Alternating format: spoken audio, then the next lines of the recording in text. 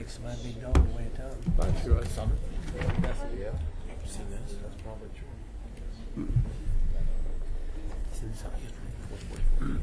Morning, Manager. Are you ready? I'm ready. Very good. I hear we're going to hear about EMS. We are. We're going to hear about a couple things today. First is EMS billing, and also we're going to hear about contract management. And with Anna Meyerhoff will do contract management, and then with EMS billing, Cassandra is going to lead our discussion, our auditor, on it. But first, what I'd like to do is have two introductions. First, Rusty, I'll let him introduce the new EMA director, and then I'll have Sabrina introduce the interns because they haven't been formally introduced. Go ahead. Good morning, Commissioners. I'd like to introduce our new Emergency Management Director, Carl Link. Carl started yesterday, so he's in his second day of work with the county. He comes from Washington, D.C. is where he's been most recently living and working, but he's back in Kansas. Originally has a home here in Kansas, he's back in Kansas, and he's going to be our emergency manager. So, Carl, would you care to say anything? Gentlemen, appreciate the opportunity to work with Sedgwick County and be part of the Sedgwick County team. Look forward to getting deep in the emergency management world and learning how that actually looks here in Kansas. Thank you very much. Well, welcome. We understand that you and the manager can communicate. At some point, though, I need to translate for the rest of us that are from the Air Force. Thank you. Yes, sir. Roger that. I don't get it. All right, good morning, Commissioners. So we have a couple new management interns. We have Heather and Dave here with us. So Heather started with us right at the beginning of June. Dave's been here since mid-June. So they've been starting hard, working projects for us. So thank you for the opportunity to be able to be part of this amazing organization. And I'm working on my PhD in Public Policy Administration. I got my master's degree from WSU. I'm an MBA at Wichita State. I'm really excited for the internship. Learned a lot already. I'm only in my fourth week. I'm really happy to be here. So thank you. Thanks for having me. And welcome to both of you, too. I know that Commissioner Unruh and I got to meet you earlier. I hope the rest of the commissioners have had a chance to be able to visit with you. But welcome. All right. So without further ado, I have Cassandra Rowland come up, and she's going to talk to you about the audit that she did on EMS billing.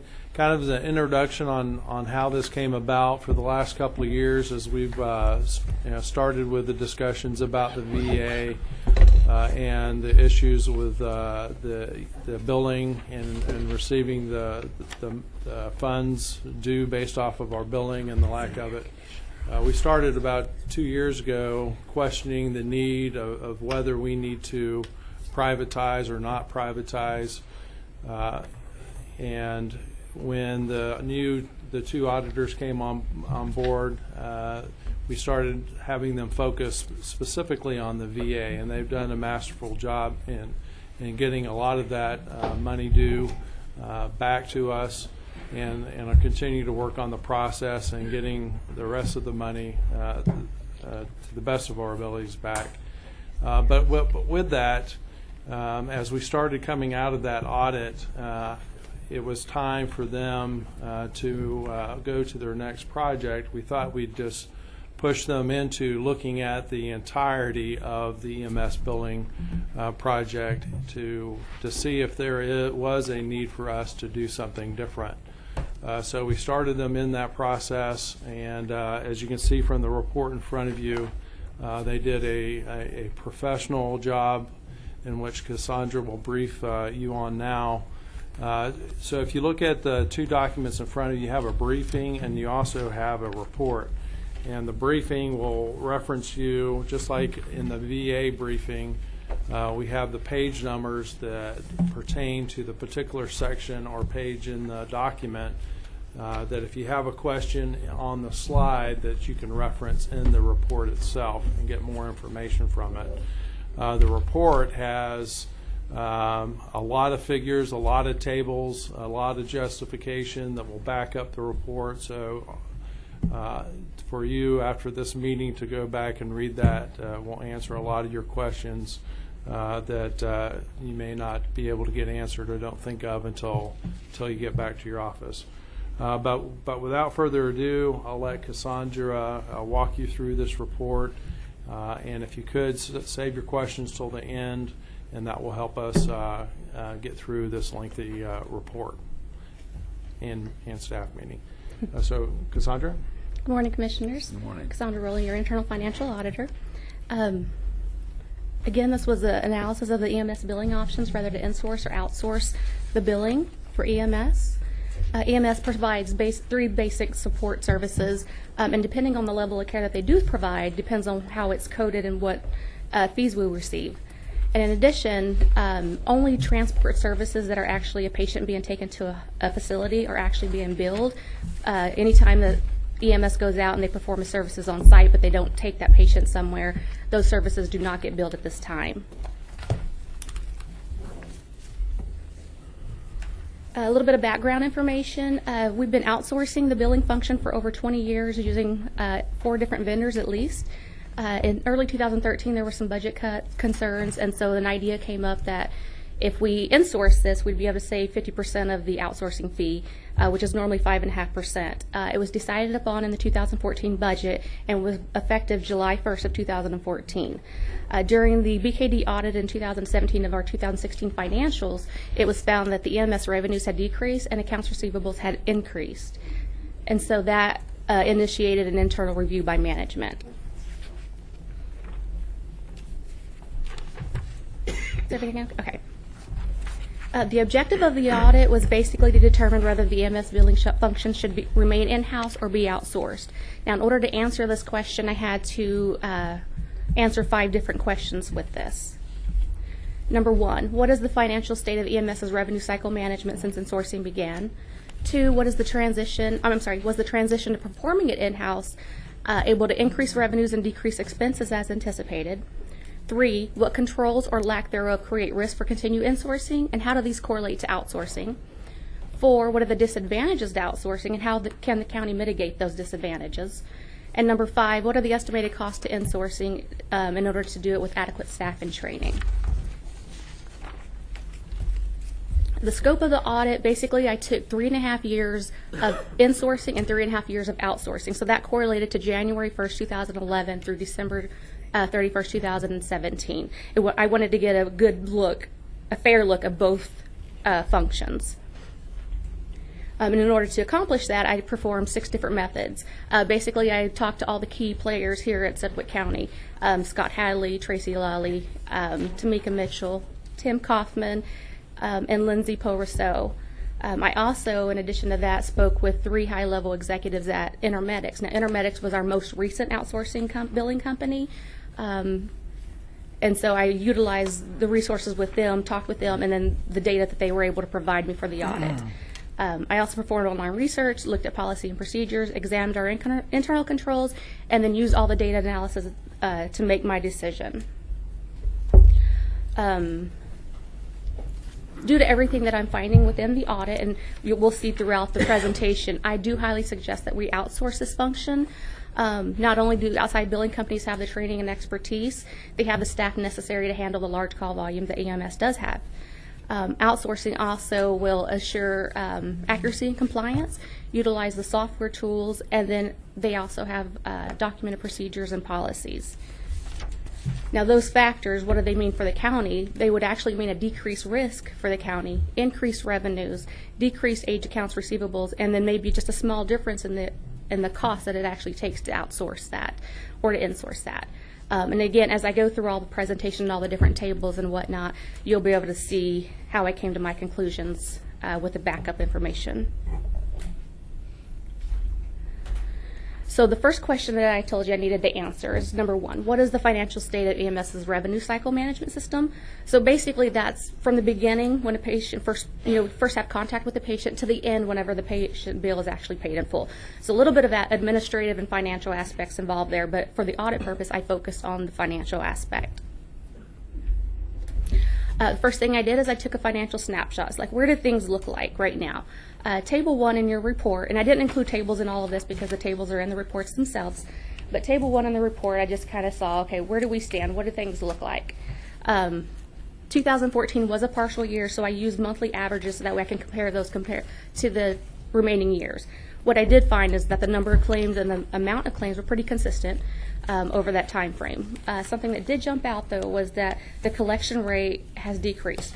Something I'd like to say that's very positive is 2014 was a transition year, and if you notice, that was the second highest collection rate we had. So I do want to point out that that took a lot of hard work from the staff that was doing that, especially during a transition year, in order to accomplish that. But unfortunately, the trend is actually showing a decrease.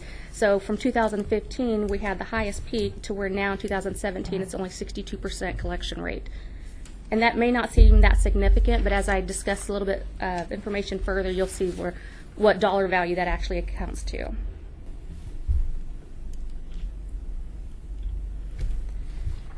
That's just the high level look at it. I also need to delve into the details a little bit further, and that comes to aging and write-offs. So these are two different items. Aging is basically any claim that's over 6 months old. By that time, you've billed it out, you've probably rebuild it, you've had a lot of communications with them, some of it's been paid, it might have been denied for certain reasons. I mean, it goes through a humongous process. But within 6 months, you're getting to the point where you're starting to lose your ability to be able to bill other insurance companies. And so 6 months we kind of feel is a time frame that these are getting old. Now looking at that, basically what that's saying from Table 2 in your report is there's 20,000 claims now that amount to over $11 million. That's 120 days or older. That accounts to 13% of the billed claims and 10% of the dollar value of those claims. Excuse me.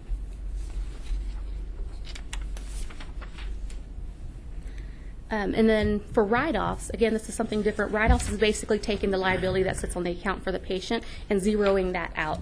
And that could be for various reasons. Maybe the person is deceased. Maybe the claim was completely denied. I mean, there's various reasons that it would be written off. Maybe if the claim is completely uncollectible. So that's basically taking our accounts and saying, okay, now it's zero. During the course of the last 3.5 years, basically 18,000 claims have been written off, and that accounts for over $10 million. Again, that's 12% of the number of claims and 9% of the billed claims. And then something that kind of just jumped out at me is on the age claims, you'll notice in 2015, that was $4 million just for 2015 alone, and that is almost the value of 2 other years put together. And then in 2016, the write-offs actually became $4 million. And so, again, that's 2 years basically worth of data right there put together.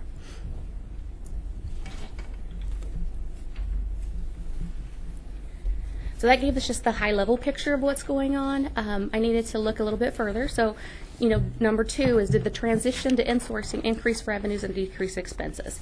And so I performed analytics again for the 3.5 years that we outsourced, from 11 through 14, and then the insourcing time frame of July 14 through December of 17. What I had done in the report is I looked at Table 3 and Table 4 individually that gave you information, once while outsourcing, one while insourcing. And then Table 5 actually took the difference. What I've done on the PowerPoint is I've taken the totals from Table 3, total from Table 4, and then basically the totals from Table 5 and put it into one view for you to see. What we're seeing here is basically saying the number of billed claims did increase to by 16,000 claims. Net charges increased, and revenue collections actually increased, $6 million. The collection rate from intermedics, while they were outsourcing, was 71%. It has decreased to 66% average now. And again, like I said, that 5% we'll talk a little bit more about in a minute. The value of the aged inventory has increased significantly from $1 million to 11. And as you notice, the expenses did decrease. So at first glance, you're saying $6 million more revenue, 46% less expenses. Why are we even talking about this? That's because this is just a high picture of what's going on, not everything that it actually involves. And I'll be discussing all that as we go along, and you'll get a clearer picture of what all of this really means.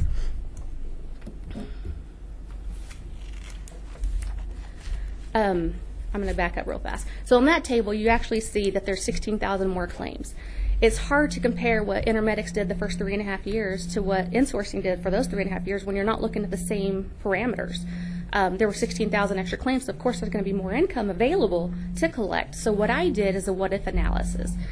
And on slide 16, basically what this is what if Intermedics we had outsourced to Intermedics during this time frame, what would they have done? So it's basically comparing the same billed claim amount, the same net collection amount, but now we're saying let's use Intermedics' trend of 71% collection rate and their aging percent at 1% and see what that throws out to us. So basically what that's telling me is if we had outsourced during the last 3.5 years, we'd have $3 million more right now. And then at the cost of that, at only $180,000. So for the extra $3 million, it would only cost $180,000.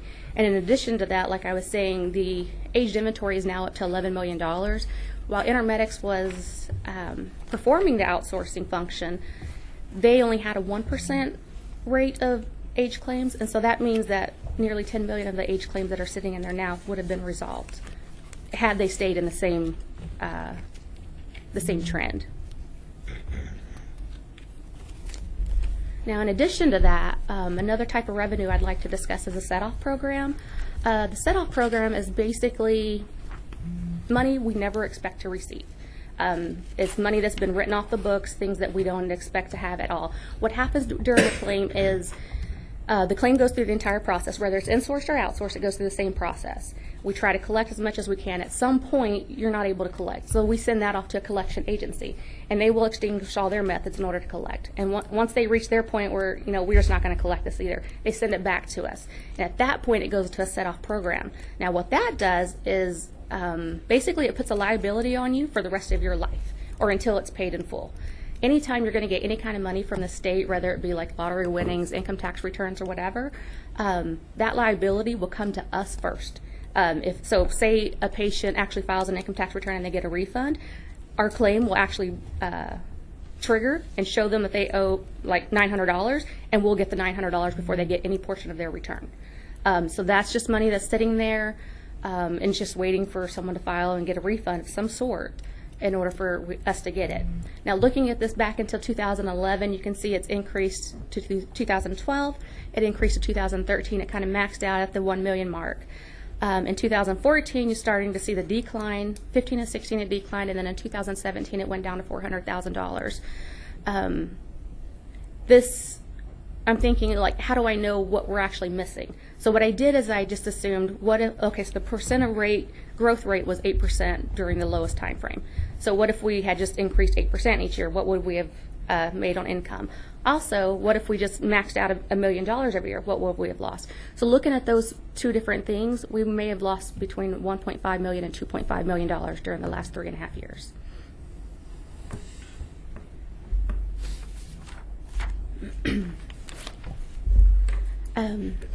So what controls, objective 3, what controls create a risk for insourcing, and how do these correlate to outsourcing? Excuse me a moment. So in the next few slides, I'm going to be talking about 5 important factors, the training expertise, staff, quality assurance, software, and the policies and procedures.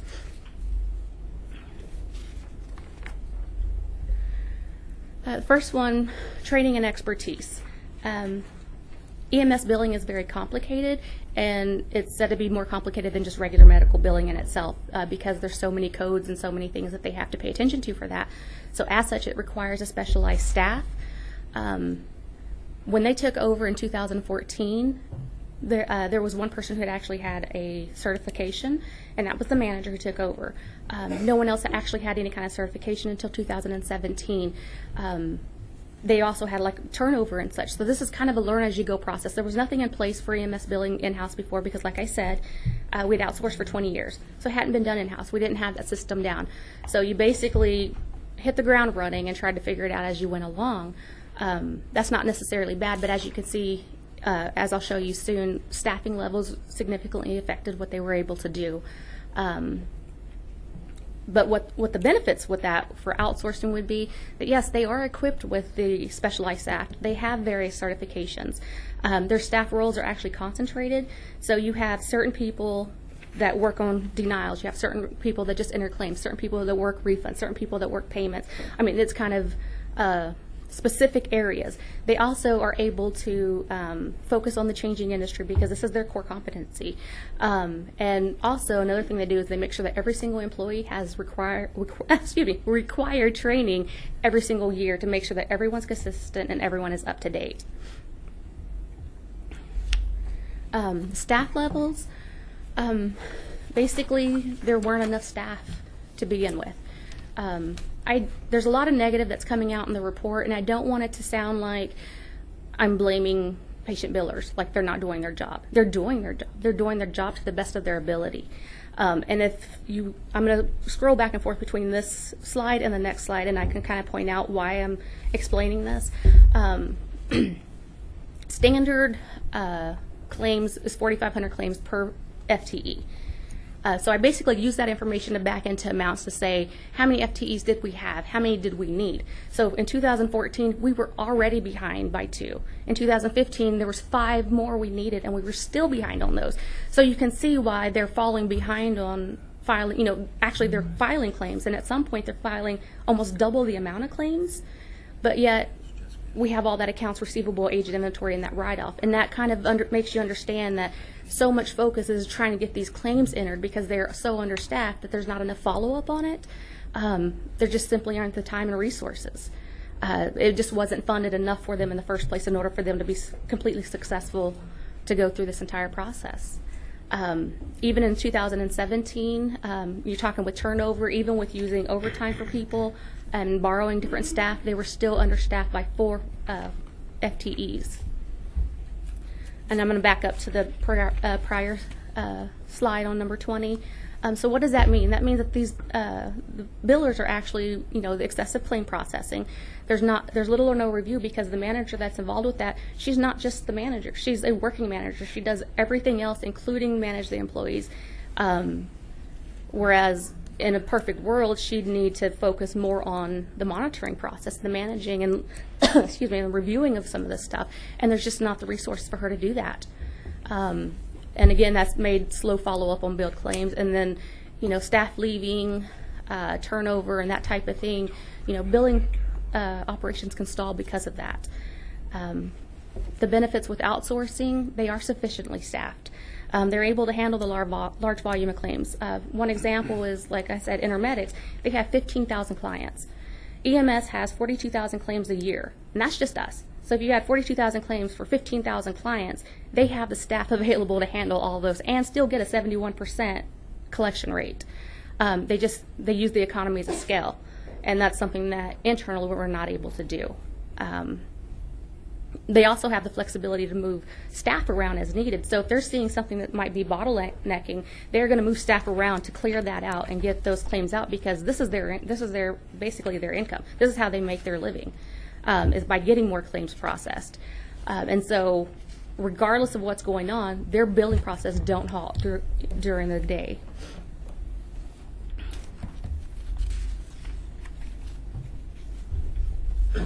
I'm on slide 22 now, non-transport EMS calls. Now remember I spoke about in the beginning that only when they're being transported to a hospital or a facility are we actually being able to bill for those. For right now, we don't bill for non-transport EMS calls, but we may be able to in the future. Georgia has recently been successful in having Medicare pay for non-transport calls, so I'm thinking, what does that mean for the county? Well, looking at the EMS calls, basically there's 60,000 calls a year. 19,000 of those are non-transport calls to begin with. So that means that we would require another 4 FTEs just to handle that if that came about. So if that happened within the next month, you're talking we're needing those 4 FTEs that we're already behind, plus we're going to need another 4 here. And then you're talking, interview process, hiring process, training process, whereas an outsourcing company, they already have the resources available. They just move people around as needed, and they would be able to absorb that change immediately. The third one is quality assurance and billing compliance. Currently, we have no staff that's specifically focused on quality assurance. They do their best and they try to review information, but again, like I said, everyone's working, either doing double their duty or involved in so many different things. There's just not someone who's solely focused on assurance, on the quality assurance. Also, before now, we haven't had an audit.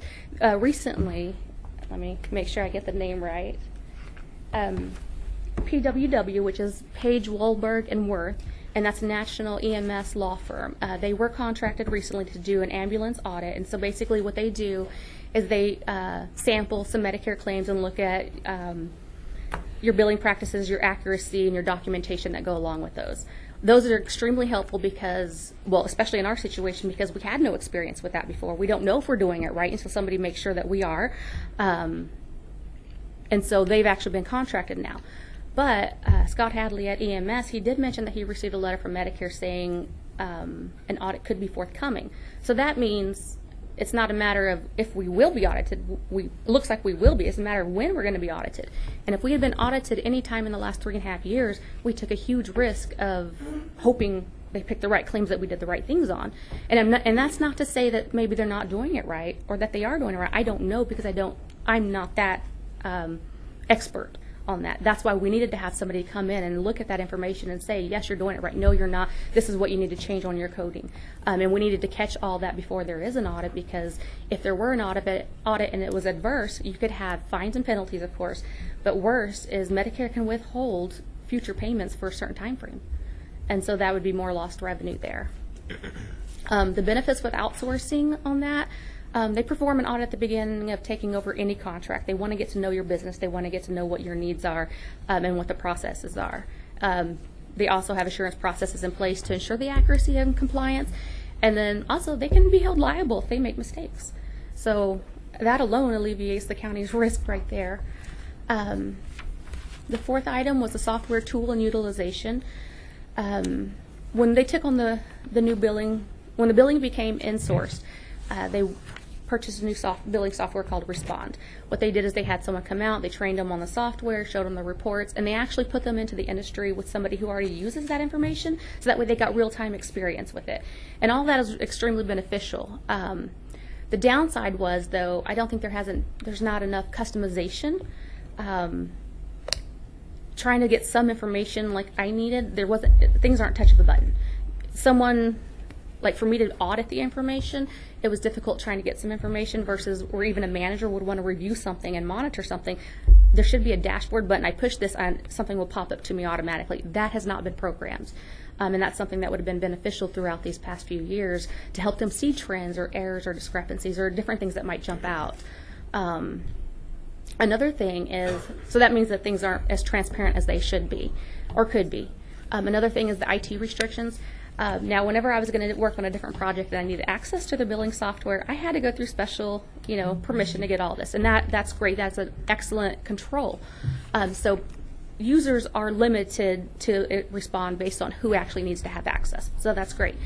But within the software system themselves, there's no controls to keep anyone from doing things. There's nothing that asks, do you have prior authorization to do this? Does a supervisor go in and approve this before it can be done?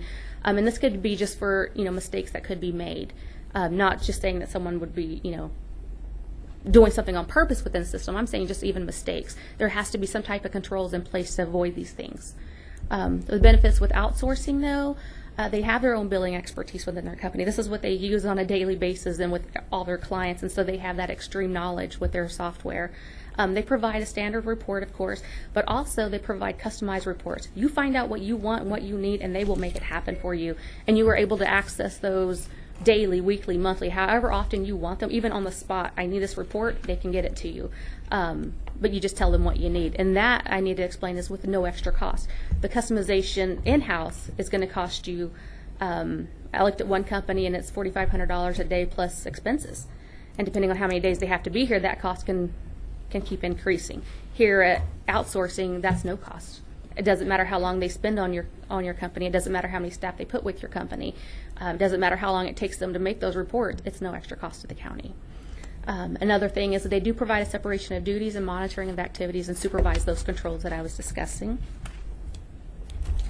And finally, that brings me to the last item, which was the written policies and procedures. Here at the county, there's been a lack of both.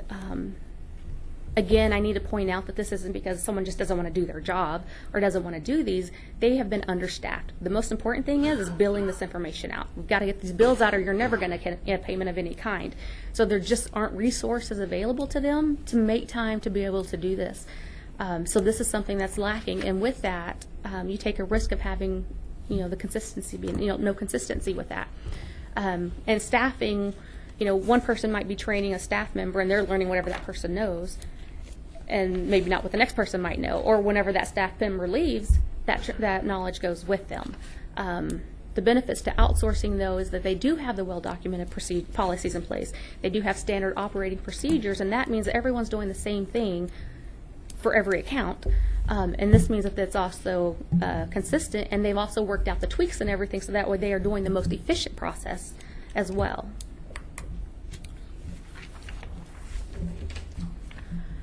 So basically, what these 5 objectives on Objective 3 basically mentioned is basically we're not having the expertise that we need. We don't have the staff that we need. We're not as able to absorb the changes in the industry that might pop up at any moment. We're falling behind on processing claims and on the age claims. We're having excessive write-offs, not managing maybe the SetOff programs, the lack of quality assurance that's available, potential non-compliance, lack of IT restrictions, the lack of data visibility in the software reports, and the lack of policy and procedures. And all of these things are creating risk for the county in lost revenues through fines and penalties, inconsistencies, inefficiencies, and errors.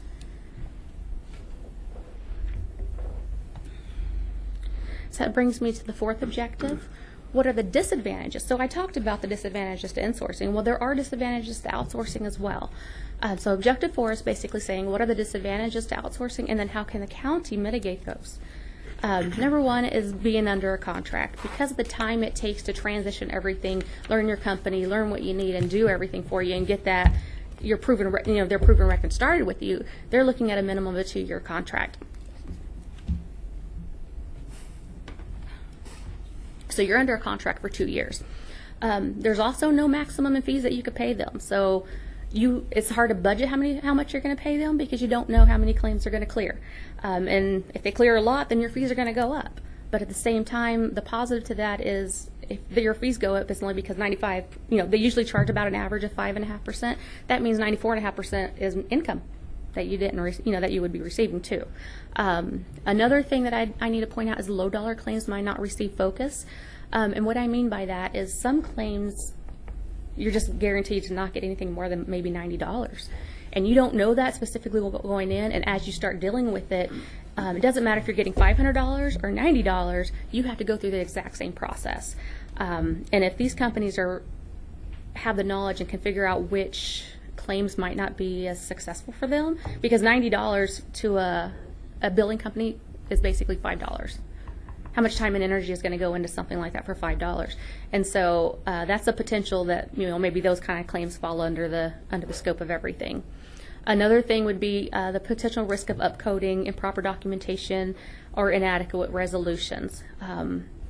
But how can the county mitigate these? Number 1, the county should perform assurance audits. And you're going to hear me talk about this several times. Monitor, monitor, monitor, monitor. You have to be monitoring. You have to stay on top of this information and look at what they're doing. And that's the only way that you're going to be able to mitigate that information. Number 2, contractual misunderstandings and quality concerns may arise. This may be, one party may misunderstand, like the billing company may misunderstand what their responsibility is, or they may think you were responsible for something and you may think they were responsible for something and it falls through the cracks. So those are the types of things you need to take into account as well. Or even items that weren't in the contract to begin with. Maybe you didn't know something would ever come up, or didn't know, maybe this has ever been an issue anywhere, but it comes up later on. That might be an issue as well. If it's outsourced, it would go through a bidding process. I would just caution that lowest bidder is not always the best bidder. So that could lead to you being unsatisfied with the services, the quality of services that they do provide. In order to alleviate this, the county would need to be very proactive, figure out what their needs are, what their requirements are before they go into a contract, and then obtain a company that does have a proven record. And the last item is the decreased control. This is decreased control over like non-county employees. You're outsourcing this information, so that basically means everything for your claims are being done off-site by people who are not your employees, by people you don't know who they're hiring, you don't know who's supervising them, you don't know what piece of your claim they're working, whether it's the processing of it, the denial of it, the payment of it, or whatnot. You don't have any control over that whatsoever. You basically have to trust your third-party vendor that they have this under control. Another thing is confidentiality. This is confidentiality over the medical records, HIPAA requirements, but also maybe security breaches. You don't have any way to control who accesses that software. So that's completely out of the county's control. Another thing is access, the billing software, I just mentioned that, I'm sorry. And then access to medical records. They will have access, they will have your medical records, excuse me, and so you don't have that physical, you don't have the physical records yourself. Or even access to the data or whatever. So in order to be able to eliminate this, you need to make sure you're getting a backup of everything, and you need to do it often. You don't want to take the risk of not, something happening and not having that information that we need. You have to be a proactive role in monitoring, again, procedures and the performance of the company, address their responsibilities over any kind of breach that they might have, and then also look at their confidentiality policy and see if we need to add something different to it that maybe they haven't already included. Okay, the last question on Objective 5 is, what are the estimated costs to continue insourcing? So basically, I took what we already have, and so I already knew that they were understaffed by 4 people. What I did as well is, I know they need 4 more people just to get them to the requirement of processing. That isn't even for the quality assurance. So I'm assuming we need 5 more people. That way you have one person specifically dedicated to just monitoring it and doing that quality assurance test. The 7 FTs that we currently have are nearly $350,000 alone. Once you add in those new 5, you're almost up to $600,000. The consulting part of that we spoke about. So the PWW audit that they're conducting now, that's already included in that. Another thing is there's an assessment that can be done. So say we do this insourcing, we need to have an assessment done. Basically, you have someone come out that is an expert in the business, and they will look at every single process, start to finish, and see what you're doing. They will improve your efficiencies. They will tell you what types of things you can tweak, what reports you're already using, and how you can make those more effective, and that kind of information. And that alone would cost $14,500. And then the remaining amount within that middle bullet for $34,000 is basically $15,000, and I'm estimating that to be that Respond billing software, that training and that customization of it. And again, that could increase or decrease just depending on how much time it takes them to actually do that and figure out what our needs are and get us what we need. And then once you add all the other estimated costs for supplies, training, travel, software, equipment, and whatnot, the total of all of those come out to $728,000. And so that's very comparable to what we were paying already. We were paying early on $500,000, $600,000, $700,000 a year in fees to the company, but that's using the old claims before the claim amounts increased by $16,000. Once you increase that, I mean, it's getting into the $700,000 range anyway, so it's very comparable. Excuse me. Excuse me. It's very comparable. And so if we want to do it right, though, this is what it's going to take in order to fully staff them and let them have the resources that they need to do that.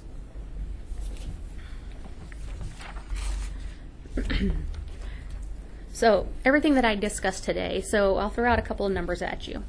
$3 million. That's the $3 million that the outside company would have collected had they outsourced this last 3 years. $11 million. That is the amount of aged inventory we have in our aged inventory for 120 days right now. Also $10 million, that's the amount of write-off that we have.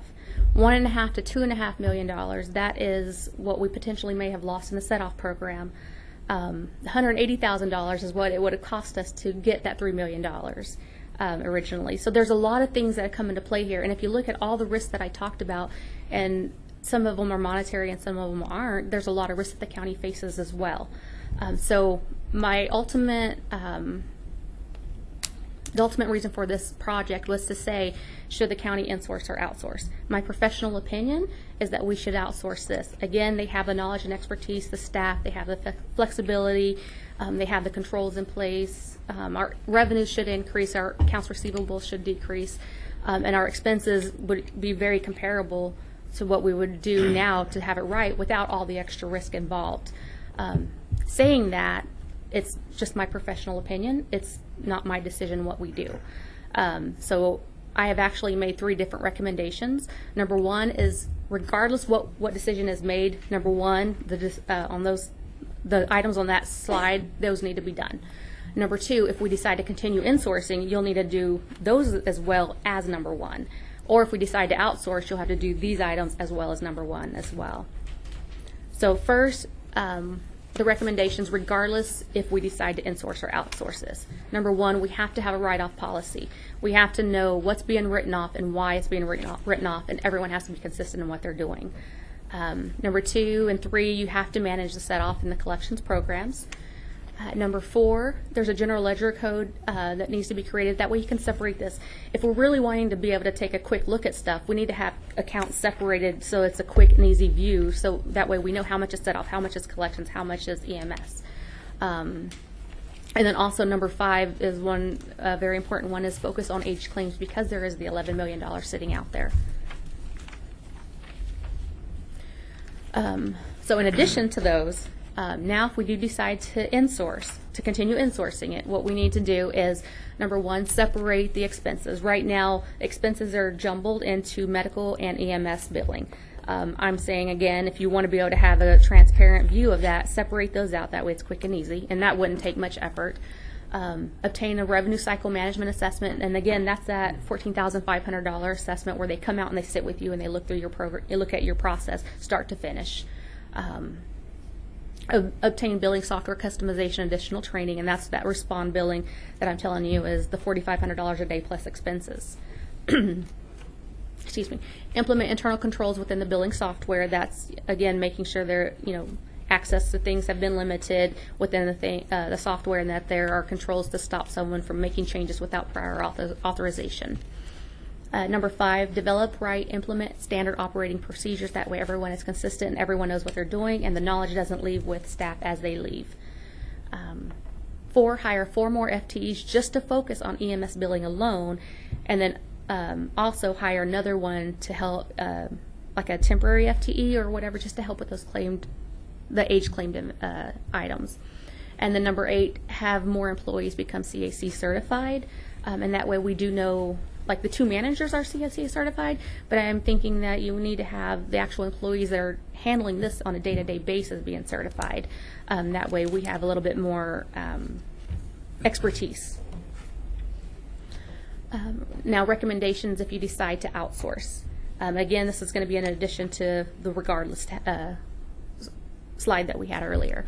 Number 1, you have to be very proactive in addressing items that may not be standard contractual language. Don't get a cookie cutter contract. We need to be a little bit more proactive in what we want and what we expect. Number 2, designate EMS employee roles as critical employees. This would protect them over the next few months. That way they're not just out of a job immediately. Maybe hopefully we can absorb those employees into other areas within the county. And that way we're not actually losing these employees, because they are beneficial and they are hard workers and they're an asset to the county, and you wouldn't want to lose those if we can actually absorb them somewhere else. Number 3, create a monitoring policy and assign a CAC certified employee as a dedicated billing liaison.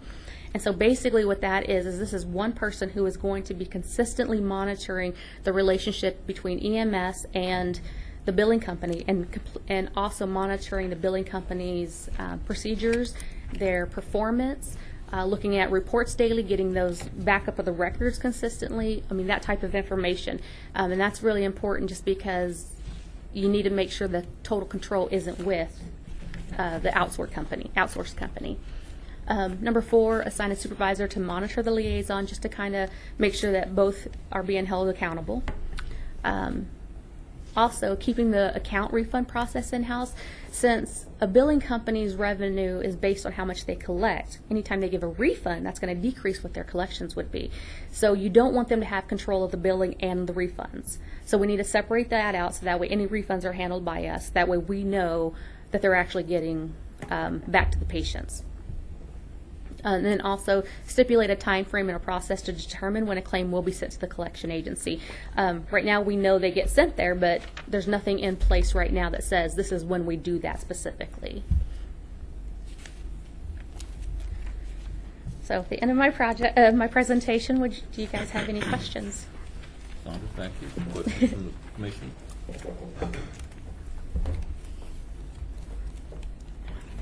Commissioner Howell? Thank you, Mr. Chairman. That is a great presentation, by the way. I think Thank you. Tremendous job putting that together. I'm curious on the 5.5%. I guess that's the typical fee we might expect to pay to an outsourced billing service. But how does that compare dollar for dollar to the overhead of in-source function? I mean, there's a cost to do it in-source. Right. What's the cost? What's the internal cost versus the external cost of 5.5%? The extra, I can actually tell you inside the report itself. Okay, so while outsourcing on page 8 of your report, it's table 3.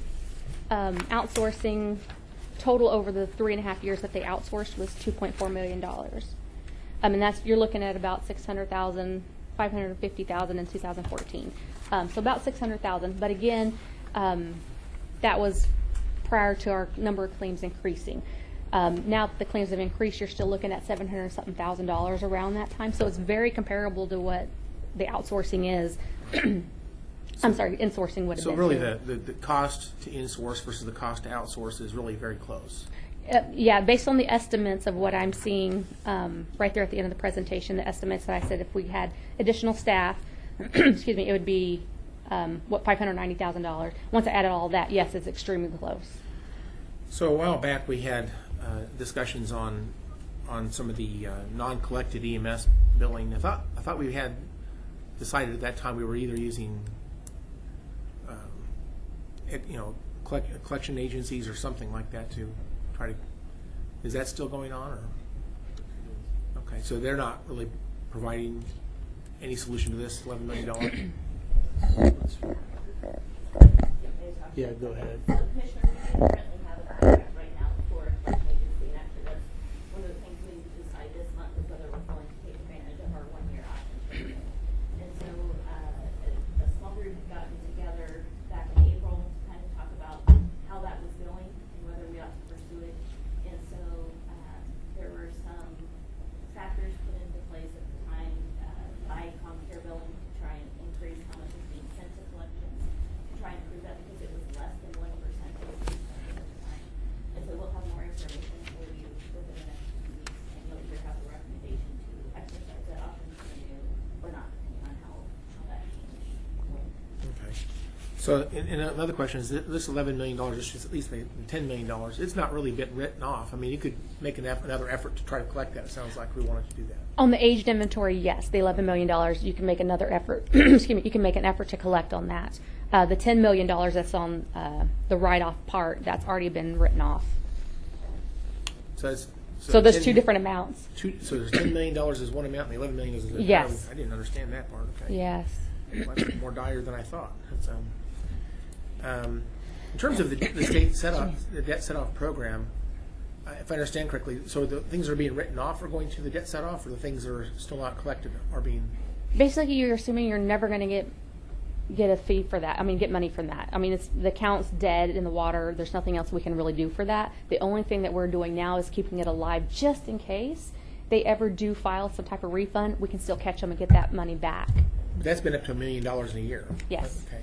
But so the things we write off, if you want to use that term, those are things that are in fact handed over to the debt set-off program. I'm not sure. I don't honestly know that because I don't know. There's not like a master list to tell me this specifically went here or there. There's not a list that tracks what that is, and that's why one of the recommendations I had is like you have to monitor that, you have to track that, you have to manage it. That way we know what account specifically went there, so that if I went back next year and I looked at this information, I could trace that account back to this one here. I could see that it was actually written off, and the reasons why it was written off. But that's not available at this time. So the $10 million and the $11 million, this has all happened in the last 3.5 years? Yes. Oh, boy. Okay. Thank you. That's all my questions. Thank you, Chairman. Thank you. Other questions from the commission? Briefly, I guess one of my biggest concerns is confidentiality of the patients. How do we guarantee if we outsource that there's going to be confidentiality, that they won't release our data to someone else? I know not too long ago, Scott Hadley came to us and wanted to send a report off to DC or someplace so that they could do some analysis, but it was going to have patients' names and information in it, and we told them not to send that information. So how do we control that if we outsource it? One, contractual language, making sure that they understand they are not allowed to send that type of information out without prior authorization from the county. Number two, making sure that they know that confidentiality is key for what their business is. So everyone would be signing like HIPAA agreements and stuff, so they would understand what their role is with confidentiality. So it would just be a matter of making sure that's in the language and the contract, and then monitoring and making sure that they're not breaching anything, kind of staying abreast of the news and stuff to find out if there's been any kind of breaches somewhere, like security breaches or whatnot. Some of that information is going to be just out of your control. I mean, there's only so many things you can do to alleviate that, only because it is in someone else's hands at that point. But if they were to do that, they do know that they are going to be held liable for that breach as well. So that, they would have to, they do realize that, any kind of breach that they're liable for. Okay, but the same with, I don't know if we have Social Security numbers in there. I imagine we do. If this gets a breach, someone breaks into their system, are they going to be responsible then for notifying the people and for any credit monitoring and everything that goes along with that? They would have to, but to be honest with you, I haven't seen their internal control process for that, but I would say that would need to be something that needs to be in the contract, something that's added in addition to something normal, or also looking at their policy, like I had explained, to figure out what their confidentiality policy is and what happens if there is a breach. That would be some of the contract information that would need to be decided and reviewed prior to signing any kind of contract. Hey, Commissioner or Chairman, if I have a copy of the last contract that we had, medical billing services agreement for this exact thing, dated August 23rd, 2010, and the last paragraph covers exactly what you're talking about, which is a proprietary information ownership of data, and goes into great detail on what they can and can't do. I can read it or show it to you after this. You can show it to me afterwards. But it was a part of our last agreement that we had. Good. I guess my final question is, you did touch on it. If we decide that we're going to outsource, I want to make sure that we protect the folks that have been working for us, and we start working to find them other jobs within Sedgwick County. Right. I don't want to do anything that's going to jeopardize their well-being in the future. Right. And like I said, they're great. They've worked their tails off, basically. And some of the tables in the report, you can see they're doing double the work of what is normal. So they're working like crazy. They're trying to stay on top of all this information. There just aren't enough of them. I mean, at the end of the day, you can only do so much. Even working overtime, they still can't keep up with it. There's just too much there. Okay. Well, it was a very detailed report. We appreciate what you did. Thank you. Did you have a question? Well, what is our next step in response to this? I mean, when do we make a decision? Well, if you remember, I will introduce for my recommended budget for next year a line item to make this switch. So you will see it, and then you will adopt it in August. And so that is probably where you make the final decision. So you do have some time. Okay. So it's just a budget process decision right now. Correct. And then eventually, when we do get in a contract, you'll have to vote on that as well. Commissioners, what we're planning right now is if this goes forward, we would have an RFP go out actually the day of budget adoption. And to the other point, to the commissioners, and it's an important point for me, is we will take care of those employees. Okay. Anything else? No, I mean, but this is the entire billing process. This is not just delinquent accounts, is it? Correct. It's an entire billing process, but they will attempt to go after, as Cassandra said, delinquent. Try to recover as much as that as possible. Okay, that's all I have. Anything, Commissioner Renzo? One question. Commissioner Howe? I'm curious, so we've audited the EMS billing. How do we know we're doing, I mean, how does this compare to ComCare? Well, one thing I asked Cassandra to do that they're working on now is just to kind of do a beta test to do a sampling of the ComCare to see if there are any other indicators that would cause us to have to do a full-blown one. It's a different animal.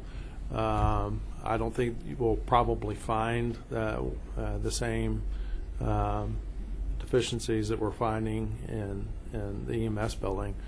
But we are doing a sampling, and Cassandra will come back to us with a report on that. All right, thank you. Okay, thank you. Well, thank you, Cassandra. Thank Appreciate you. it. Thank you. Kate? What else you have, Mr. Manager? We have one more topic. As we continue to optimize our business systems, we do that through innovation and change. We look for different ways to be more efficient and effective through basically 4 different areas. Through leadership, we have some top-notch leadership that find efficiencies to be more effective every day. We also use BKD as a means to do a forensic audit of our different functions, looking at all of our process, procedures, internal controls above and beyond what GFOA recommends. We also use, as you can see, internal auditors who we now have on board who, as the last report shows, they do an outstanding job to help us in that, but also our employees. And really a lot of our innovation and change comes through the employees who find different ways to be more efficient or effective, as emblematic in our last recognition ceremony of some of those who got county manager coins who were more efficient and effective. So we have a multi-tier approach on how we do that. We do that through the lens of looking at process, people, and technology. There's nothing more emblematic of that than this. What you're going to get briefed today is kind of like the final evolution of change.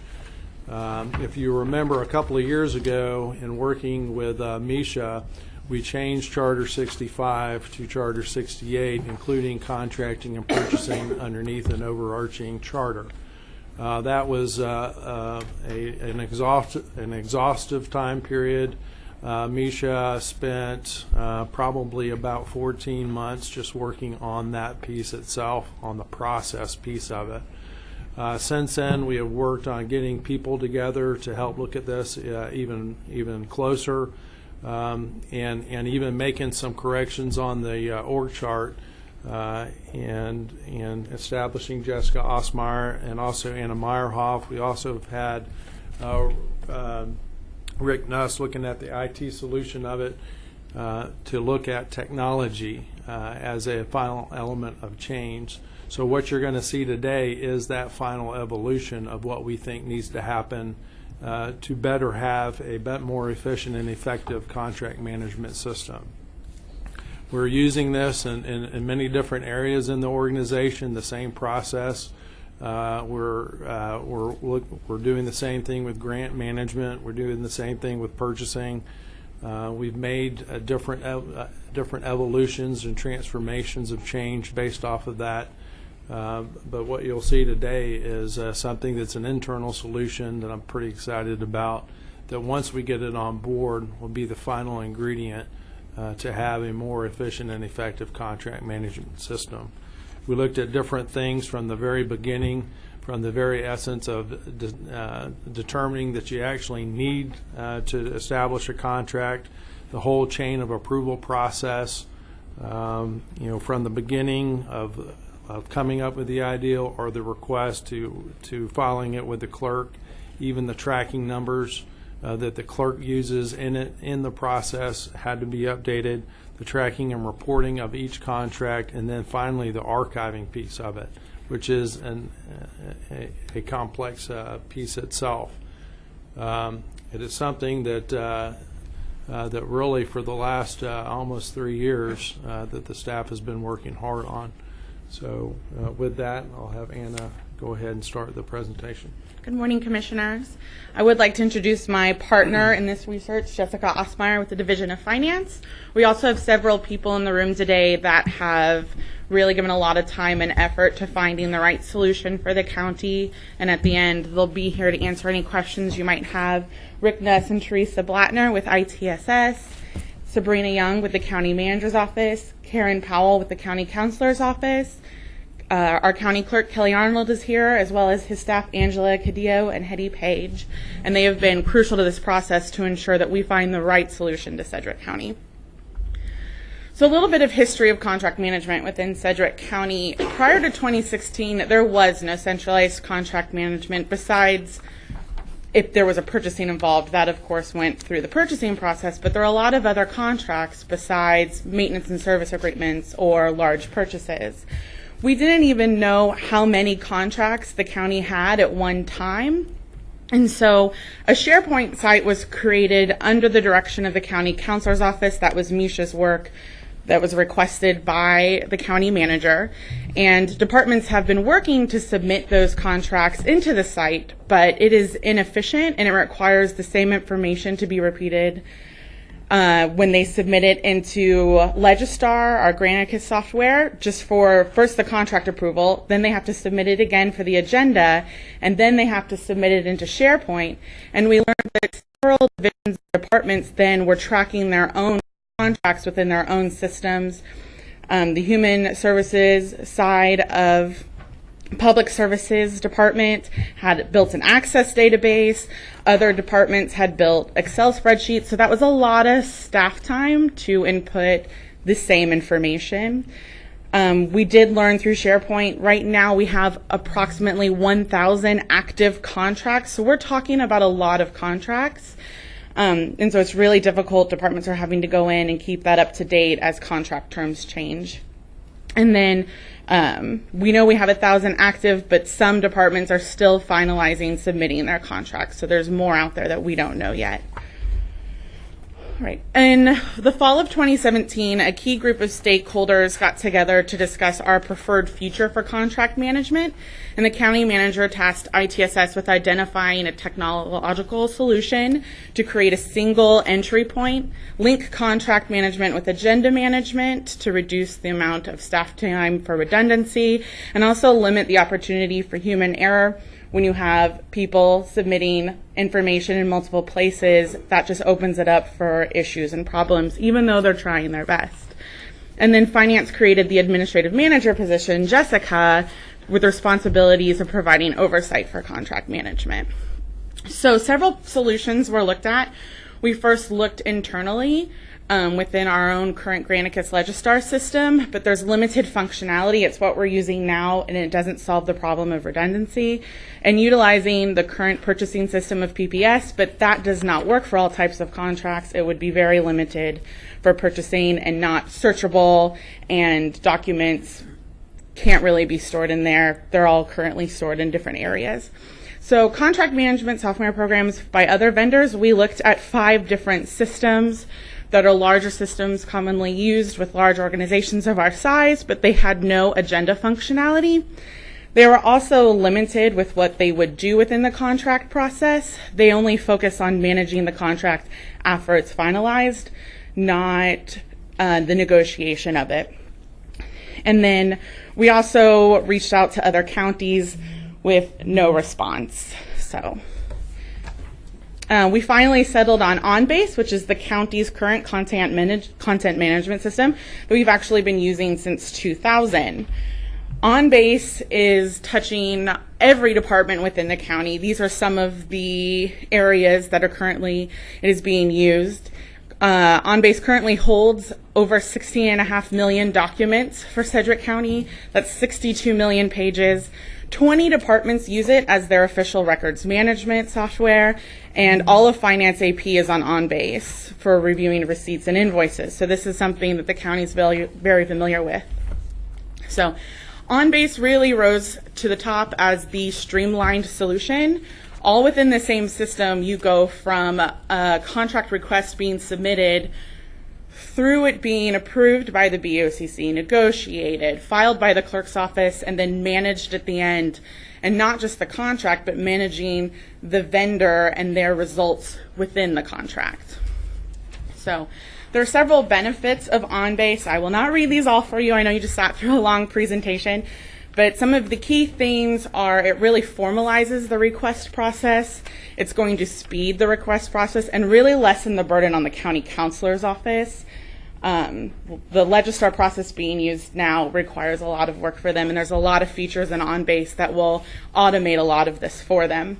It's going to help minimize risk and support compliance, and that also limits that human error that we talked about earlier. And then it's fully customizable to Sedgwick County's needs.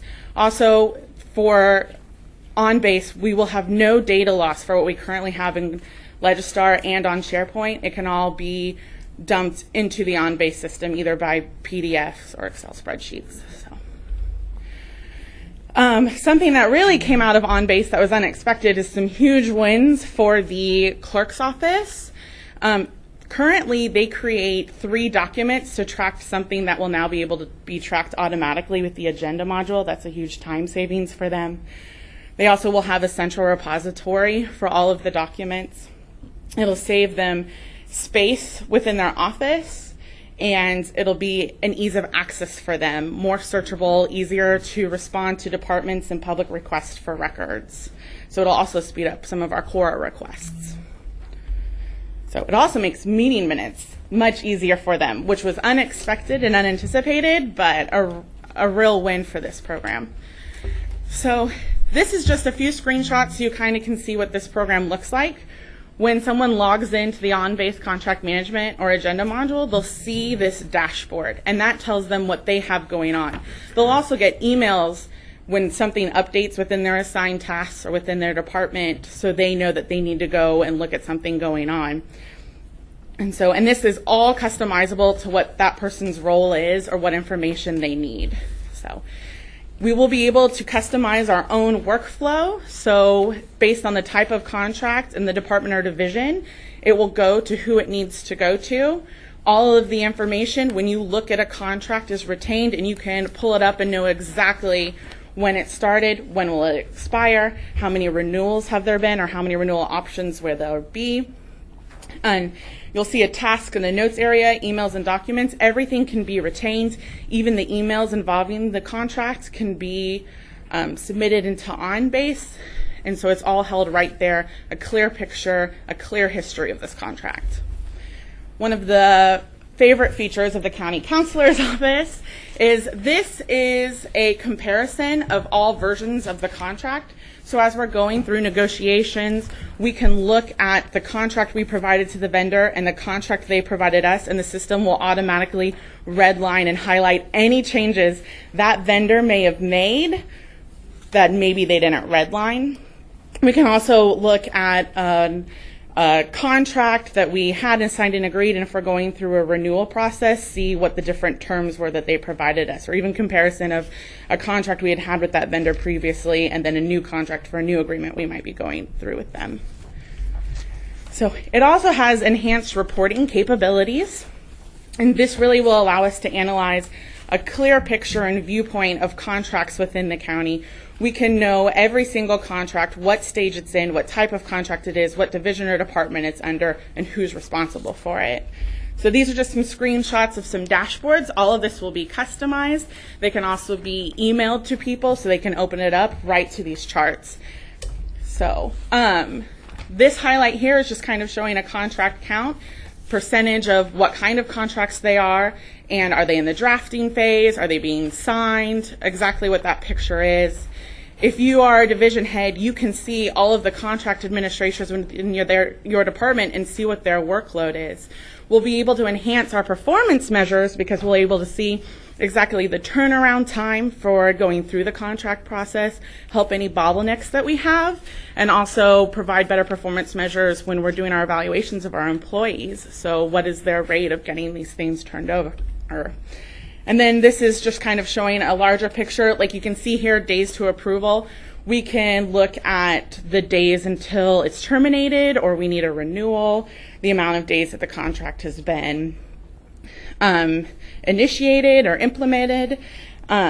Just great views that can be filtered in any way, exported into Excel. It really gives us the opportunity to understand what's going on with contracts, which are so key to the county and our business operations. So I'm going to turn it over to Jessica now. Good morning. All right. Currently, we use a system called Legistar. It is owned by parent company Granicus. So if you see those terms, that's their relationship. Right now, we use Granicus or Legistar for creating our agendas and also managing the minutes for the meetings that you hold. The Legistar piece of this would be going away if we do adopt this new on-base system. And I'm about to show you the agenda management portion of this. Contracts that you have to approve will go through the contract approval process and then flow directly to the agenda approval process. Right now, they're two separate functions. And so this will, again, decrease people's time in inputting the data and reduce human error as they enter the information. Also, it's known as streamlined meeting minutes development. The clerk's office, and Mr. Arnold, if you have a moment, do you mind talking about the minutes process and what this will change? Okay. There you go. Angela, do you have a moment? This will mean bid changes for them in-house. Currently, we are set up to take the information that comes out of Legistar, and we take that and use that to create 3 separate documents, one of which is a simple Word document where we include the blurb that everyone includes when they submit an agenda item. That blurb gives us the information we need to track the contract when someone calls and says, hey, can I please see any code enforcement agreements we have for fire under the IFC? So then I can search that very easily, find the address we have located and pull it. We also, after every meeting, take it's like a mock-up of the agenda, but only for things that have paperwork that needs to be fully executed. Any contracts or resolutions, the things that you gentlemen get in your folders that we ask you to sign. We'll put a list together of all of that and put that out on our e-line along with each PDF after it's been fully executed so that the departments, as they're looking for that after the meeting, can have a place to go find it. And then finally, when we scan these into OnBase, we have to include all of the information that's included in that blurb. With this agenda management program, together with the contract module piece of it, when someone enters that information, it will be there, and all we have to do is simply update the documents after we get the wet signatures from you all. All we have to do is just upload the new version. The new version of that document automatically appears so that I can post it, I can find it, and as it pushes out to the minutes, when we make the minutes public, they should be able to, an individual member of the public or someone within the county department should be able to click on that and find the most updated version of that document. Right now, a member of the public can click on something in the agenda and see the draft version. After we go through this process, if we were to upload the final version, they'd be able to click on it and see the final signed version. And that will save us a lot of time. Is that helpful?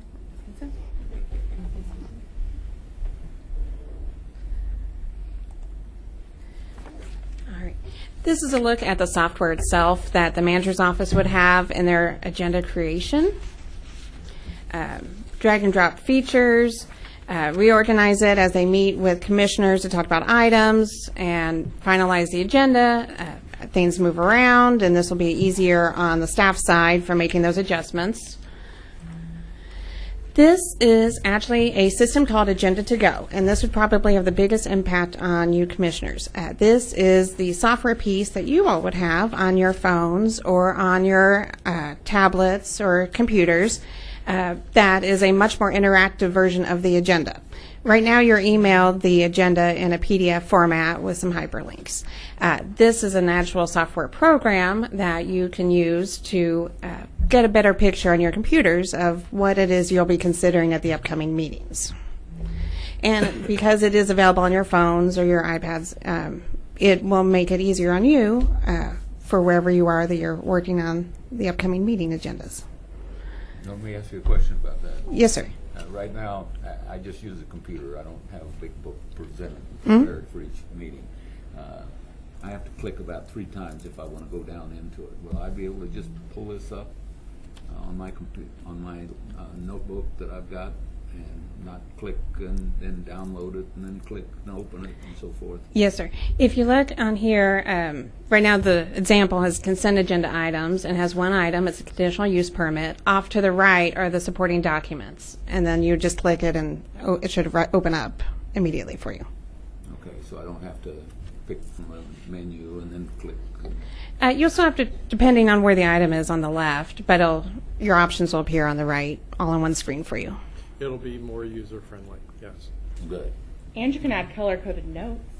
Even for I even think for Air Force, they could probably. Not smart to talk about your boss.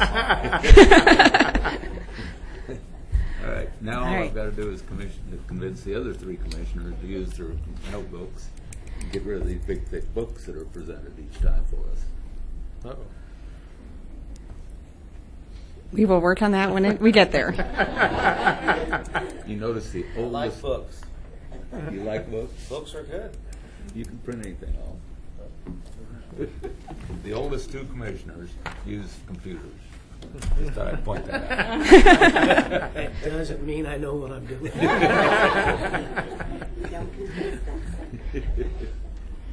The next slide is just an example of the minutes portion that the clerk's office would be using for creation of their minutes.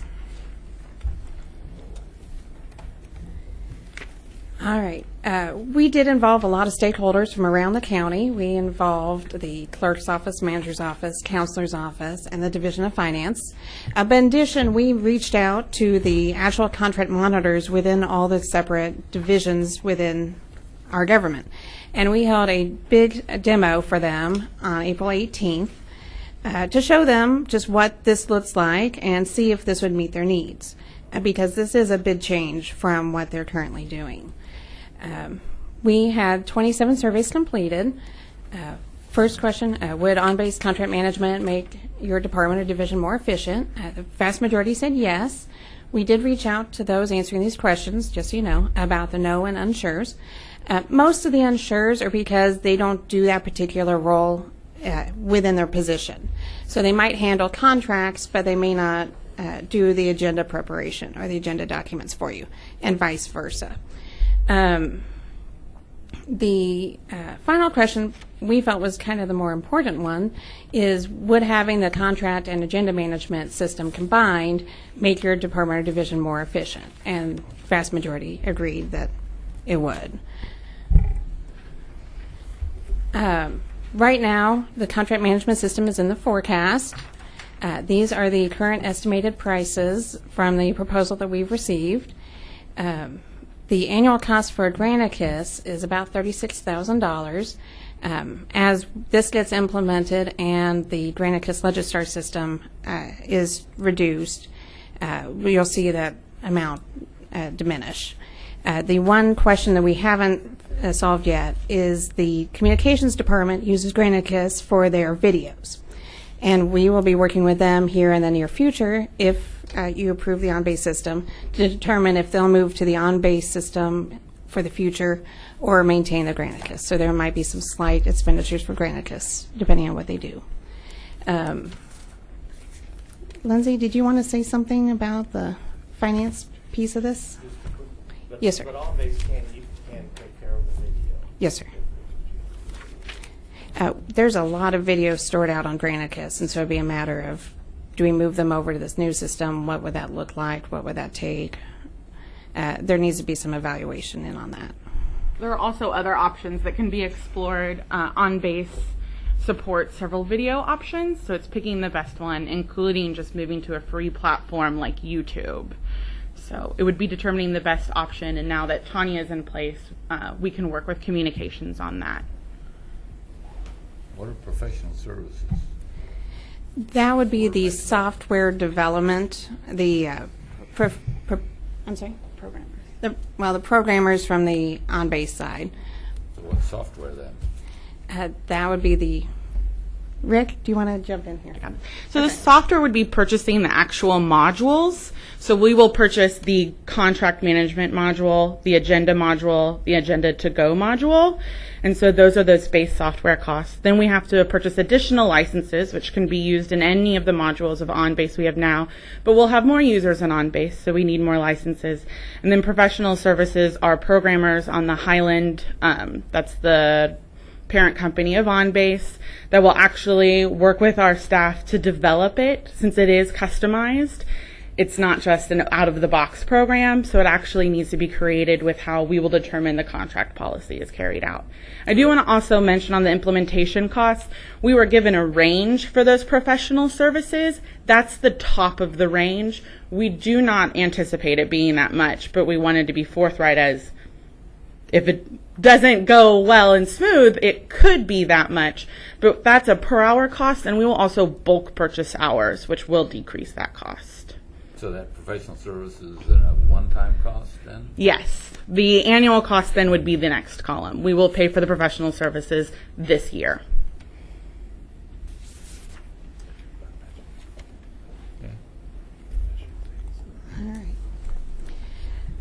We have a very quick timeline on this, that if we do move to this new system, it is our goal to start cross-county wide on January 1. To do that, the content system is going to bid board this week on July 18th. It would then be on your agenda probably July 8th. Sorry, it goes on your agenda on the 18th. It goes to bid board on this Thursday. Excuse me. Software development with the vendor would start on August 1. OnBase would send staff members to our county to meet with staff members to start development and meet what is our requirements. Hopefully testing would begin October 1st with live testing beginning on December 1st.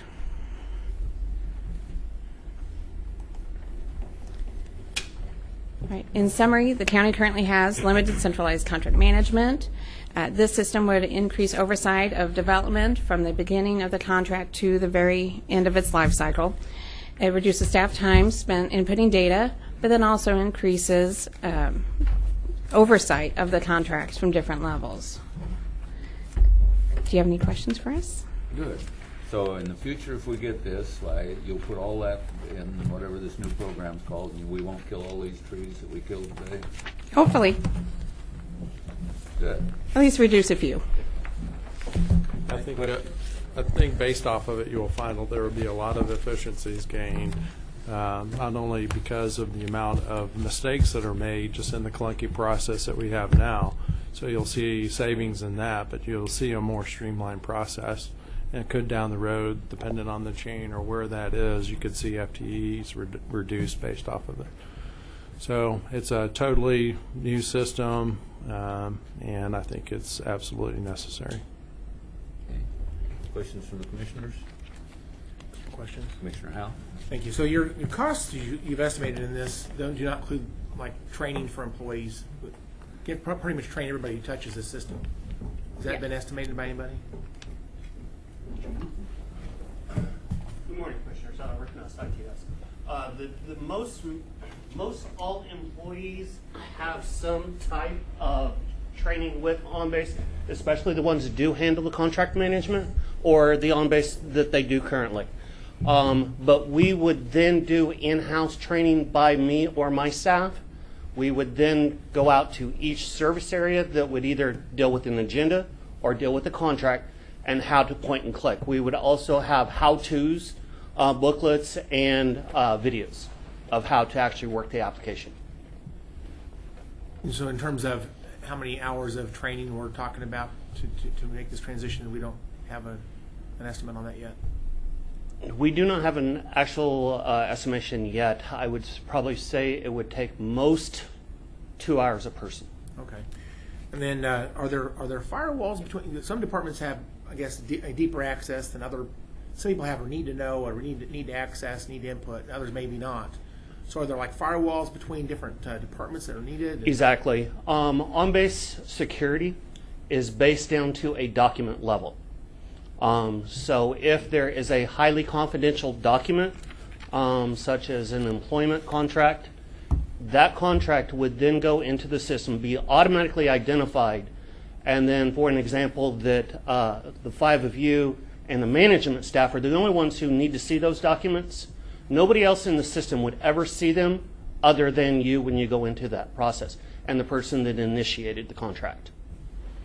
So it's down to a document level.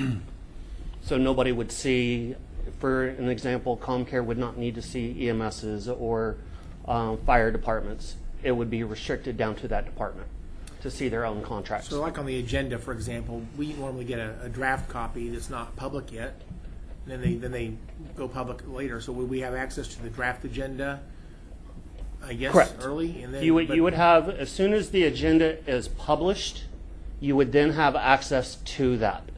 Then when the clerks comes back from the meeting and they start producing it and release it, they have the option of releasing what they call a public or the official minutes that you would see. Now you're talking about post-meeting. I'm talking about before the meeting. So we have like a draft that's developed earlier in the week. You would get the draft agenda packet, and actually, speaking of decreasing paper use, so currently in Legistar, we have to print the packet because it cannot be sent electronically to the print shop. We also can't manipulate it, like adding some of the blank pages that you see, so it's easier to switch from item to item.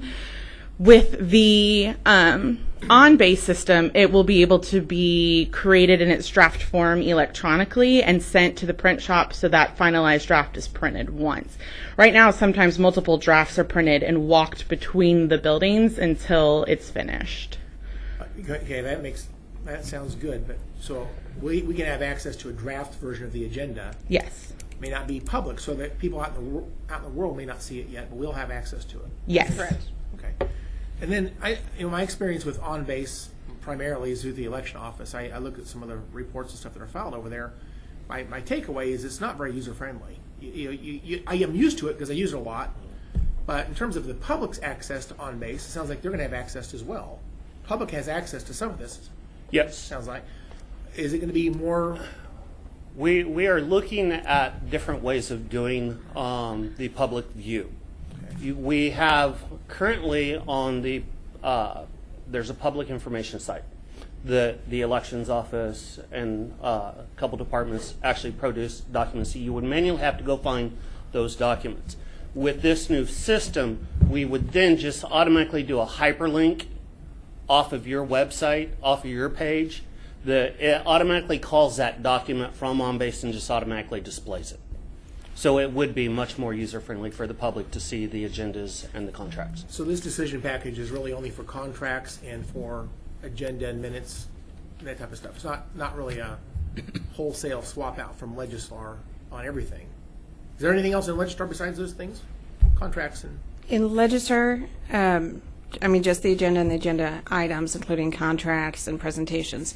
There is on the Granicus side of this vendor that does the video component, and that's the piece that we still need to work with communications on. So so when this is done, we won't have Legistar at all, but we have That's to correct. have some Granicus, it sounds like. Potentially, yes. Potentially, okay. Thank you very much. Thank you. Any other questions?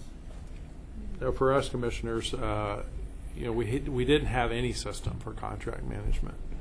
We've been using Legistar as a means to get to the final result, which you see today, because we needed some type of system to track contracts and to relieve some burden from the counselor's office. And it's done a little bit of that, but this would go a long way to providing a contract management process.